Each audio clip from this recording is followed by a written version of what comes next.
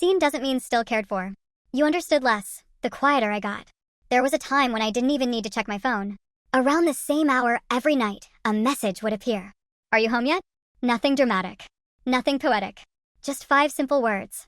Back then, I never realized how much comfort could hide inside a question that small. Sometimes I replied immediately. Sometimes I forgot for 20 minutes because I was taking a shower or standing in line buying something to eat. But the message was always there, waiting. And somehow, without saying it directly, it made the whole day feel softer. Years later, I learned that relationships rarely change through one big moment. Most of the time, they leave through tiny exits. Quiet ones. The kind you almost miss. Now I still send messages sometimes. Not long ones. Just ordinary updates. Just got off work. The traffic is awful today. I finally fixed that thing I told you about. Nothing important. Nothing that requires a deep conversation. Just the kind of things you tell someone when you still believe they care about the details of your day.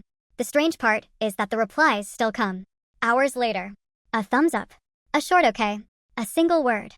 Enough to prove the message was seen. Not enough to feel received. And somehow that hurts more than being ignored completely. Because silence gives you an answer. Minimal effort leaves you guessing. You keep telling yourself they're busy. You keep making excuses that nobody asked you to make. You read the same reply 3 times looking for warmth that isn't there.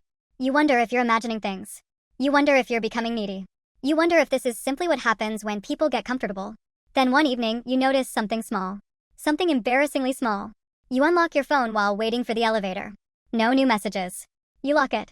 30 seconds later, you check again. Not because you're expecting a conversation. Not even because you have something to say. You're checking for the question that used to arrive naturally. Are you home yet? And that's when it hits you. You haven't seen that question in months. Not weeks. Months. Nobody announced its disappearance.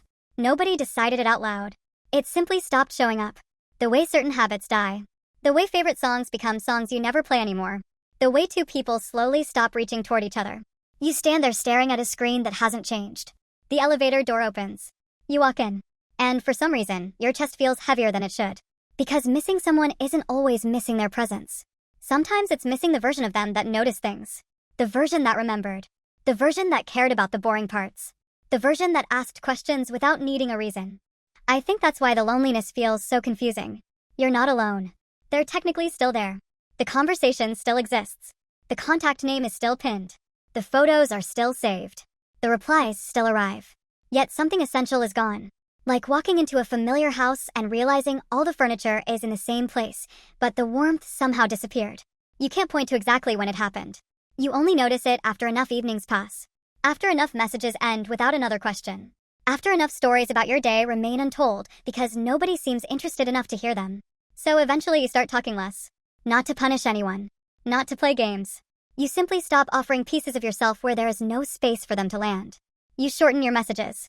You delete paragraphs before sending. You answer with fine when someone asks how you're doing. You become easier to reply to. And much harder to know. The saddest part is that most people won't notice the change. They'll think you're quieter. Busier.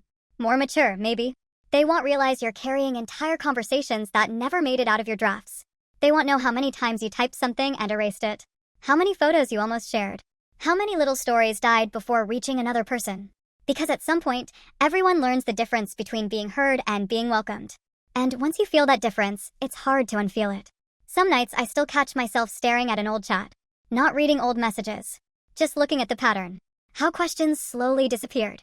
How curiosity became convenience. How connection became routine. It's strange how heartbreak can look so ordinary. No betrayal. No goodbye. No final argument. Just fewer questions. Longer silences.